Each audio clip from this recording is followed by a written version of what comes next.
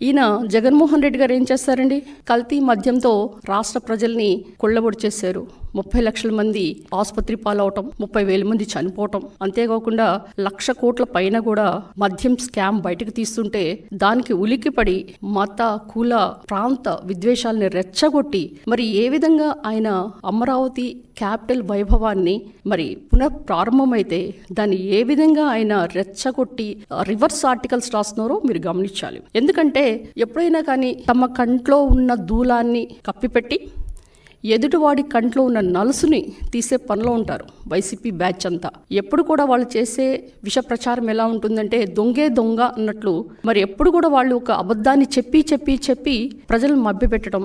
అంతేకాకుండా ఇప్పుడున్న ఎస్టిమేట్స్ని మీరు గమనిస్తే ఎస్టిమేట్స్ పెరిగినాయని చెప్తే వాళ్ళు రిషికొండకి మరి ఒక స్క్వేర్ ఫీట్కి ఎంత ఖర్చు పెట్టారమ్మా? 20,000 పైన ఖర్చు పెట్టారు. అంటే స్క్వేర్ ఫీట్కి 20,000 పైన ఖర్చు పెడితే మరి ఇప్పుడున్న అంచనాల ప్రకారం ఆ స్క్వేర్ ఫీట్ విలువ ఇంకా తక్కువ చేసి మరి ఎన్డీఏ ప్రభుత్వం చంద్రబాబు నాయుడు గారు ఈ నిర్మాణాలకి తను ప్రతిష్టగా దాన్ని పునర్నిర్మాణం చేస్తుంటే ఏ విధంగా ఆర్టికల్స్ రాస్తున్నారో మీరు గమనించాలి.